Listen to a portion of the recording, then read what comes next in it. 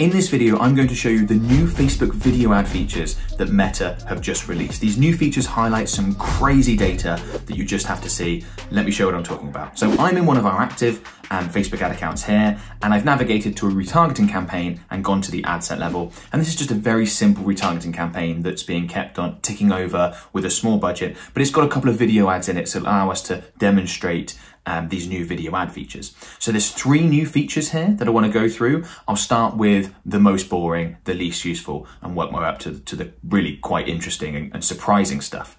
Okay, so if you go ahead and select columns and then go on video engagement, we can see that there's some new data points in here. So we've had this stuff on the right hand side for a while, like video plays at 25%, 50%, 75%, all that sort of stuff. But now we also have 2-second continuous video plays and then cost per, and then 3-second video plays and then cost per. And if you highlight over any of these, you'll see that Meta is saying that this metric is in development. And like a lot of things that are new in a Facebook ad account, a lot of things that are in development, these 2 data points have not been calculated for this particular ad set. That'll come with time. These 2, on the other hand, have 3-second video plays and then obviously cost per.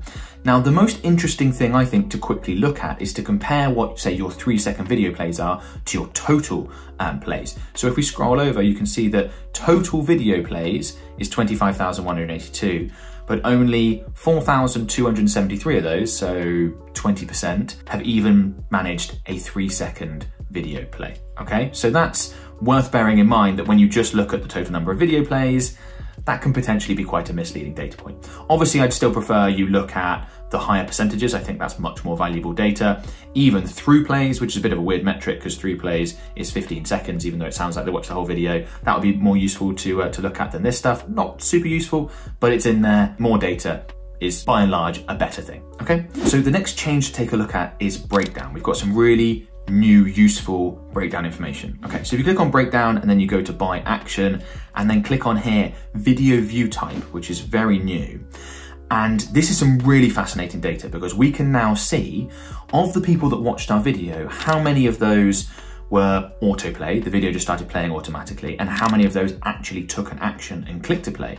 Now, of course, the people that have clicked to play are going to be better prospects. They're more engaged, they've taken an action.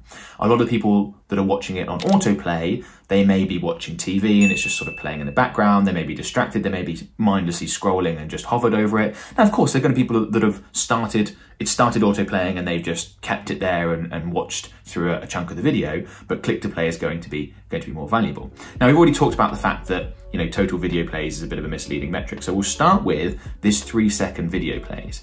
And we can see that the vast majority of the video views are coming from autoplay, which is not a great metric. It's not the best thing that I want to see. I'm gonna explain what we can do about it, what it means in a minute. But a tiny percentage of the total number of plays at this level come from click to play.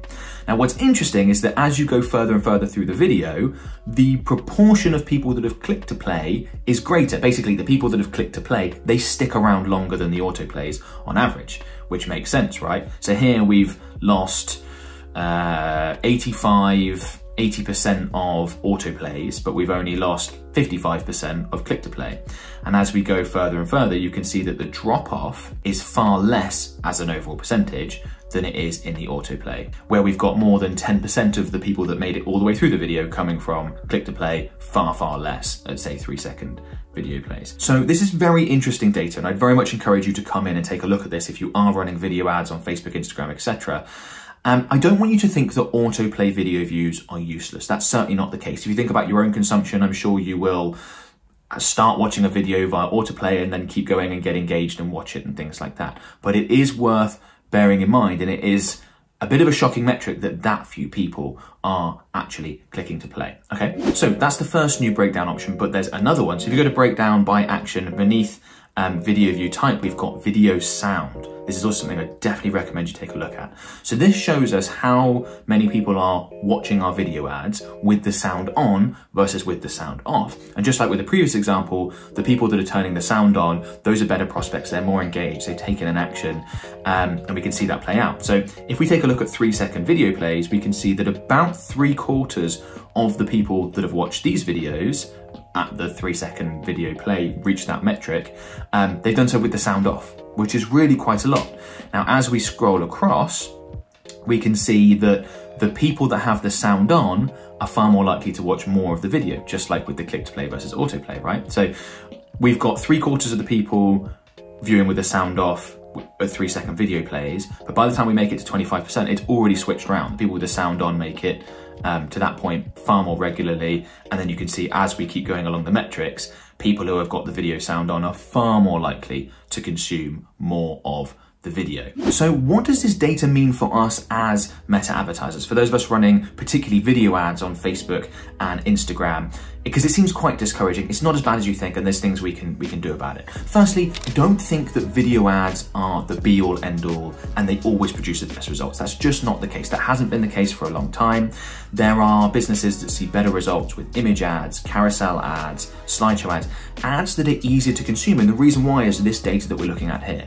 Not many people are going to turn the sound on. A lot of these video views are just autoplay, and the ask from you to your prospects to get them to watch a video is a big one. A lot of people just aren't going to do it. If they can just consume and understand what your ad is in a split second like they can with an image, that may well perform better. Video ads aren't bad.